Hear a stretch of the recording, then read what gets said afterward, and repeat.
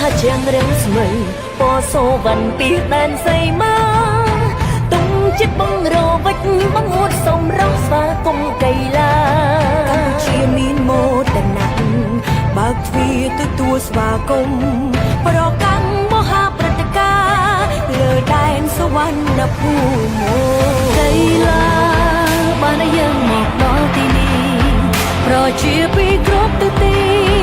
បានមកជួបជុំក្រំលំសន្តិភាពត្រជាក់ផាសធាដ៏ធំប្រែជាទីមនោរម្យ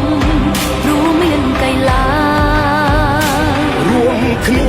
ជាធ្លុងតែមួយមនុស្សជាតិក្រោមជាតិតែមួយឆាំតែគំនងចង់លើកស្ទួយរួមទៅកិត្តិយសសន្តិភាពជំនឿថាលីកម្មការប្រព្រឹត្តបញ្ញាអំណត់អត់ធន់តែមកព្រាបថាចេញស្មងស្មងរួបរวมតែមួយយ៉ាងនឹងចងជ័យ Together we slow down better one អរគុណសន្តិភាពកីឡារួមក្នុងសន្តិភាពយ៉ាងនេះនេះប្រដងរៀងសាក្រោមមេឃសាសា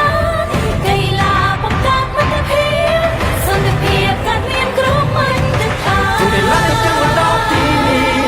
កីឡាបានឲ្យយើងស្គាល់គ្នាសាមគ្គីប្រែជាមិត្តភាពនាំសន្តិភាពរួមវាស្នាតែមួយជោគជ័យនេះលើយើង